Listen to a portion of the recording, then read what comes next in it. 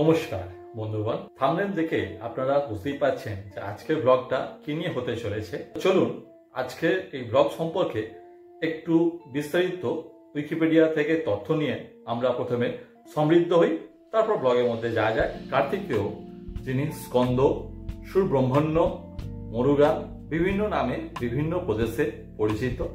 আজকে সেই কার্তিক পুজো ব্লগ তা নিয়ে আজকে একটু বিস্তারিত জানার চেষ্টা করা যাক। কার্তিকেয় বা কার্তিক, তিনি হলেন দেব সেনাপতি, ভগবান শিব ও মাতা পার্বতীর পুত্র এবং সিদ্ধিদাতা গণেশের ভাই হিসাবে তার বর্ণনা করা হয়। কার্তিকেয় প্রাচীন কাল থেকেই ভারতীয় উপমহাদেশের একটি গুরুত্বপূর্ণ দেবতা।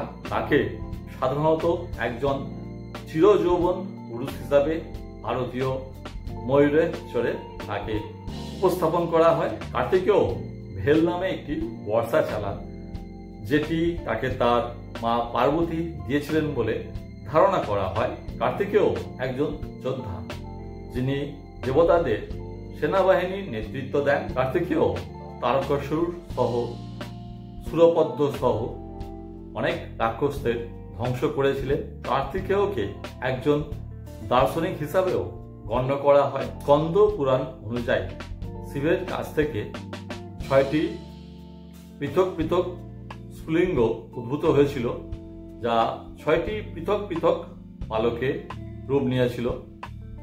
মা পার্বতী সেই 6 জনকে একত্রিত করে কার্তিকেয় রূপ দিয়েছিলেন। বিভিন্ন ভারতীয় সাহিত্য কর্ম কার্তিকেয় জন্মকে ঘিরে বিভিন্ন গল্প বর্ণনা করে। এক একটা পুরাণ মত অনুসারে এক এক ধরনের বর্ণনা আছে। আর পূর্ব ভারতের রীতি অনুসারে কার্তিক মাসের শেষ দিনে কার্তিক পুজো করা হয়, যেটা আমাদের বাঙালিদের বাড়িতে চিরন্তন হয়ে আসছে। কার্তিক বা কার্তিকেয় হচ্ছে চিরযৌবনের প্রতীক। আর আমাদের ঘরে কি হয়, যখন নতুন দম্পতি আসে, অর্থাৎ কারো বিয়ে হয়, তখন বন্ধু বান্ধবরা কার্তিক ফেলে দেয় এবং কার্তিক মাসের শেষ দিনে তাকে সন্তান রূপে ধুমধাম করে পুজো করা হয়। তাহলে মোটামুটি আমরা অল্প কিছু তথ্যে সমৃদ্ধ হলাম কার্তিকেয় সম্পর্কে। বাকিটা জানতে গেলে আপনারা গুগলে উইকিপিডিয়া দেখে নেবেন, সেখান থেকে ডিটেলস পেয়ে যাবেন। চলুন তাহলে এবার মূল ব্লগে প্রবেশ করা যায়।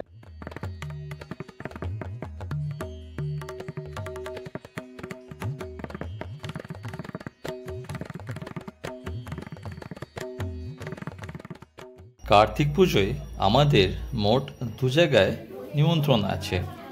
তো প্রথমে আমরা যেখানে চলে এসেছি, এটি সম্পর্কে আমার বেয়াই মশাইয়ের বাড়ি। আর বেয়াই মশাইয়ের সম্পর্কটা কীরকম জানতে হলে আপনাদের জানাই, এটি হচ্ছে আমার এক ভাগনার শ্বশুর বাড়ি, আমার বড় জ্যাঠামশাইয়ের নাতির শ্বশুর বাড়ি। সেই সম্পর্কে আমার বেয়াই মশাই এবং আমরা অনেক সময় একসাথে এক জায়গায় বিকালের দিকে বিকাল ভ্রমণে বেরোই, সেই সঙ্গে অনেক সময় আড্ডা মারি। সেই সঙ্গে একটা বেশ ভালো আমাদের মধ্যে ভাব আছে, আর রসিকতা সম্পর্ক তো অবশ্যই আছে। সেই বেয়াই মশাইয়ের বাড়ি চলে এসেছি আজকে কার্তিক পুজোতে। আর এই বেয়াই মশাইয়ের ছেলে সোমনাথের যে বিয়ে, সেই বিয়ের ভিডিও আমাদের চ্যানেলে আছে। সোমনাথের ওয়েডিং রিসেপশন ভিডিও, সেটি ডেসক্রিপশন বক্সে লিঙ্ক দিয়ে দেবো। আপনারা যদি দেখতে চান আপনারা সেখান থেকে দেখে নিতে পারবেন। তো আমরা প্রথমে পুজো যেখানে হচ্ছে সেখানে ছিলাম। সেখান থেকে এবার বেয়াই মশাইয়ের সঙ্গে দেখা করে, এই যে বেয়াই মশাই, এবার খাবার যে জায়গা সেখানে চলে এসেছি। আর পুজোতে যেহেতু সব নিরামিষ খাবার দাবারের আয়োজন হয়, তো আমরা খাবার টেবিলে বসে সবাই একটু লৌকিকতায় সামাজিকতায় মিশেছিলাম, সবার সাথে একটু হাসি গল্প হচ্ছিল।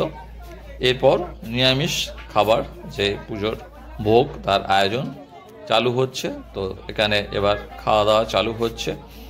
আর এই বেয়াই মশাই বাড়িটি আমাদের বাড়ি থেকে খুব দূরত্ব না, হাঁটা পথের দূরত্ব মাত্র 2 মিনিটের পথ।